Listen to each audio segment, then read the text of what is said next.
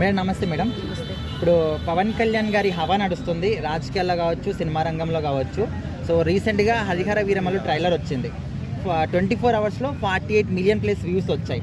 So కొంతమంది పవన్ వాళ్ళు అనుకోవచ్చు, ఎవరన్నా అనుకోవచ్చు, ఫేక్ వ్యూస్ అని అంటున్నారు. డబ్బులు ఇచ్చి మరి ఈ విధంగా చేయించుకున్నారు అంటున్నారు. మీ ఒపీనియన్ ఏంటి? అది ఫేక్ ఏం కాదు. డబ్బులు ఇచ్చి చేయించుకోవాల్సిన అవసరం పవన్ కళ్యాణ్ గారికి లేదు.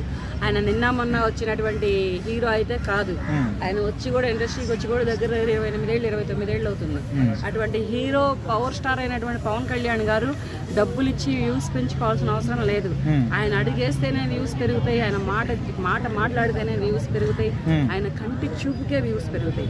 అటువంటి హీరో, అటువంటి డిప్యూటీ సీఎం గారు అయినటువంటి పవన్ కళ్యాణ్ గారు హరిహర వీరమల్లు అనే సినిమా తీశారంటే ఆ సినిమా లాంచ్ అయిందంటే లాంచ్ గురించి డబ్బులు ఇచ్చి చెప్పించుకోవాల్సినంత అవసరం అయితే లేదు.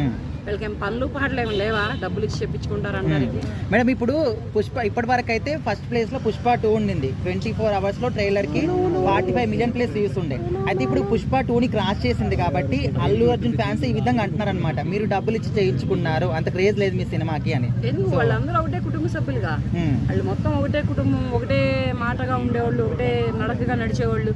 అటువంటి వాళ్ళు ఇటువంటి ఫేక్ న్యూస్లన్నీ ఎందుకు మాట్లాడతారు? ఈ అభిమానులకు పని పాటలు ఏం లేవా? ఎవరి అభిమానం వాళ్ళకే ఉంటుంది.